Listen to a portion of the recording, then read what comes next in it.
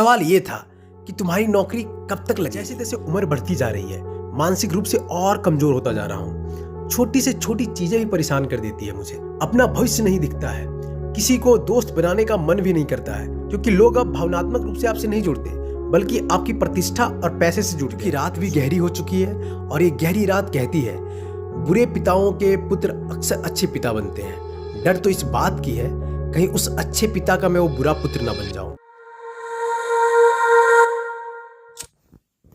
एक बार फिर से रात के 1 बज चुके हैं।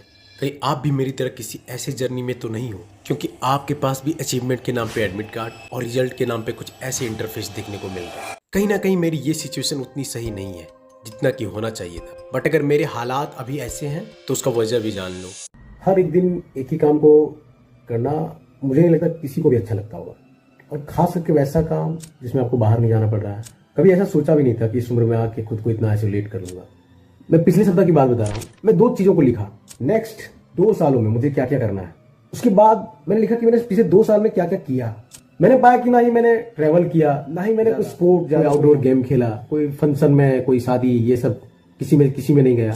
तो मैंने किया क्या, तो मैं पाया कि महीने में पढ़ा, 4 दिन पढ़ा, 5 दिन पढ़ा, 10 दिन पढ़ा, 10 दिन का एवरेज होगा महीने का। और 20 दिन क्या करा, फोन चलाया। अगर मैं अभी इस टाइम थोड़ा सा पछता रहा हूँ, खुद के डिसीजन को लेकर रिग्रेट कर रहा हूँ ना, तो उसमें एक अहम भूमिका ना फोन एडिक्शन का था। ये बात आप मानो या ना मानो, हम लोग सच में फोन के गुलाम हो गए। एक बार कहीं कमरे में बैठ के इस चीज को सोचना, आप सिर्फ हमें सोचने नहीं दे रही यार फोन। हम लोग खाना खाते टाइम फोन को यूज कर रहे हैं, ये सोच के कि खाते टाइम भी कुछ अच्छा सीख लेंगे। कोई वीडियो देख रहे हैं, रील्स देख रहे हैं, इसलिए कि यार कुछ ज्ञान की तो बातें हैं, चलो सीख लेते हैं। अब खुद से पूछना कि आप जितने भी चीजों को ये सोच के कोई वीडियो को आपने सेव करा, इसको बाद में देखेंगे, या फिर देखने के दौरान ये सोच के उसे देखा, इससे कुछ सीख ही रहे हैं। लिटरली बताना, आप उन सब चीजों को रिकॉल भी कर पा रहे हो, जो भी चीजें आप करना चाहते हो, वैसी चीजें जिससे आप पैसे बना सकते हो, जिससे आप अपने परिवार को नरिश कर सकते हो। मैंने बहुत चीजों को कल पे टाला यार, बहुत टाला है कि बहुत फुर्सत से करेंगे, जब सब कुछ सही हो जाएगा तब करेंगे। ये जो दिमाग में थॉट है उसको निकाल दो, सब कुछ कभी भी सही होने वाला नहीं है। बट कुछ आप जरूर सही कर सकते हो अपने छोटे छोटे टारगेट्स को पूरे कर, जैसे ऑलमोस्ट मैंने किए अपने 15 डेज टारगेट को पूरा कर।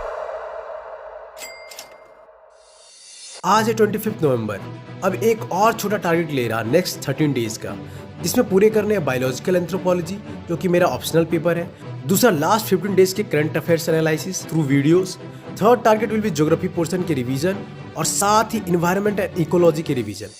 ये 13 डेज का टारगेट भी अच्छे से मुकम्मल हो, उसके लिए कल के टू डू लिस्ट को भी तैयार कर मैं सो जाने की तैयारी में जुट जाता हूँ, क्योंकि रात भी गहरी हो चुकी है और ये गहरी रात कहती है, बुरे पिताओं के पुत्र अक्सर अच्छे पिता बनते हैं। डर तो इस बात की है, कहीं उस अच्छे पिता का मैं वो बुरा पुत्र ना बन जाऊं। शुभ रात्रि।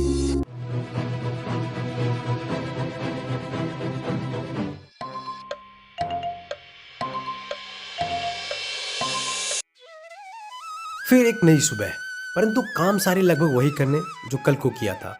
पता नहीं वैसा सवेरा कब होगा जिस दिन उठते ही उत्सुकता अपने चरम पे हो, जिस सुबह उठ के सिलेबस से संबंधित किताबें ना पढ़नी हो। फिलहाल तो सारी किताबें सिलेबस से संबंधित ही है। जैसे इसी की बात कर लो, बायोलॉजिकल एंथ्रोपोलॉजी, जो कि मेरे ऑप्शनल पेपर का ही एक अहम भाग है, और अगले 13 दिनों तक सुबह इसी को पढ़ना है, बशर्ते चीजें अनुकूल रही तो। सवाल ये था कि तुम्हारी नौकरी कब तक लगेगी।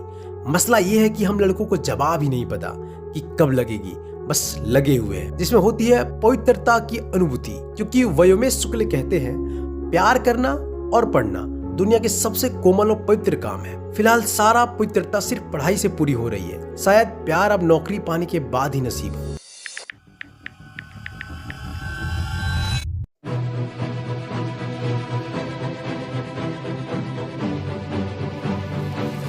जो भी हो, सिर्फ जिंदगी में तकलीफ ही नहीं है, मैं बहुत खुशनसीब भी हूँ। हर दिन भोजन तो मिल ही रहा, शुक्रगुजार हूँ अपने माता पिता की, जिनके वजह से हर दिन इन अच्छे भोजन को ग्रहण कर पा रहा।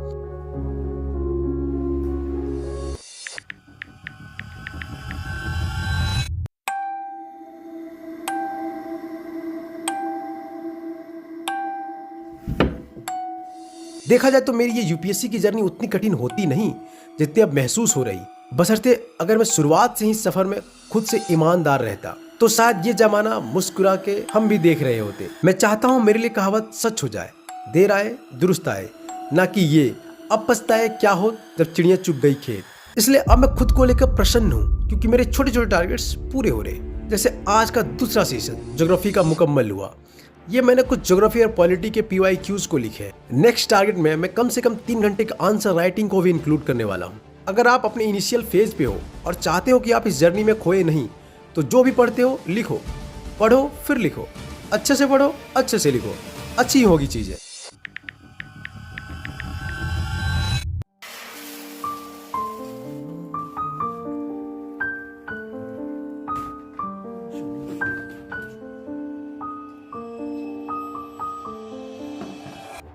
सेकेंड मील लेके बैठ जाता हूँ तीसरे सेशन के लिए, जिसमें मैं GC लियोंग की ज्योग्राफी बुक से रिवाइज कर रहा। इस सेशन में टारगेट है कम से कम 3 चैप्टर 11 टू चैप्टर 13। बहुत सही बुक है ज्योग्राफी पोर्शन के लिए, कॉम्पैक्ट एंड यूजफुल।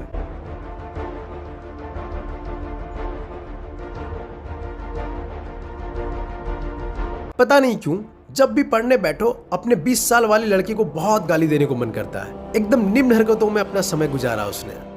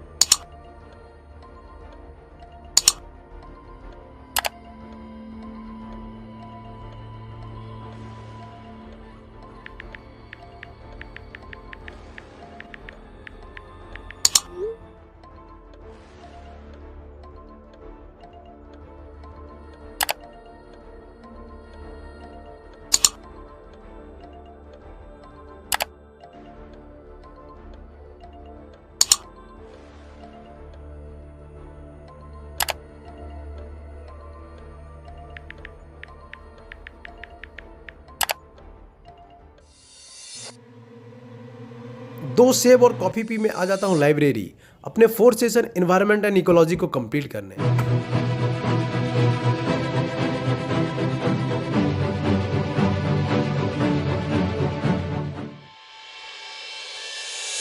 सिट अभी कह ही रहा था ये मंथ अच्छा होने वाला है और मुझे कुछ ऐसा मैसेज आता है जो शायद मैं एक्सपेक्ट नहीं कर रहा था, जिस वजह से मुझे थोड़ा बुरा लगता है और उदास चेहरा लिए मैं घर के लिए निकल जाता हूँ।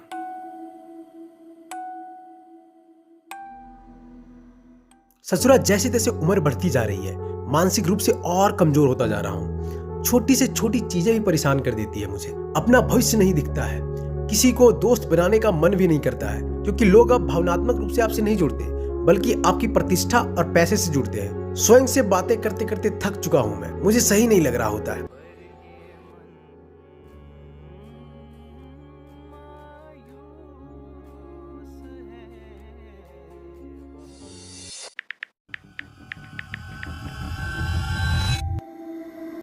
मुझे सही नहीं लग रहा होता है, तो एक रास्ता था जिसे मूड सही हो सकता था। वो था कुछ स्वादिष्ट भोजन जिसे मैं लेने बाहर आ जाता हूँ और ढेर सारा खाना ले आ जाता हूँ, जिसमें होता है बटर चिकन, लच्छा पराठा और कुछ गुलाब जामुन।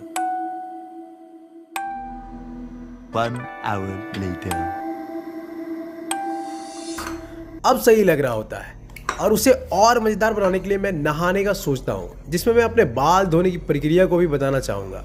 सबसे पहले एक अंडे को ले अच्छे से ब्लेंड कर ले। मेरे पास ब्लेंडर नहीं है तो हाथ से कर ले रहा हूँ। फिर बाल को भिगा धीरे धीरे उसे बालों पे लगाए।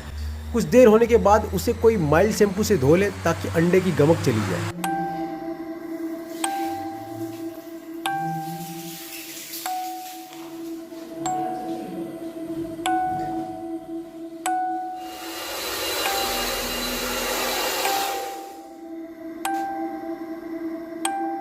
ये रहे मेरे बाल का condition after hair wash, dandruff free बाल।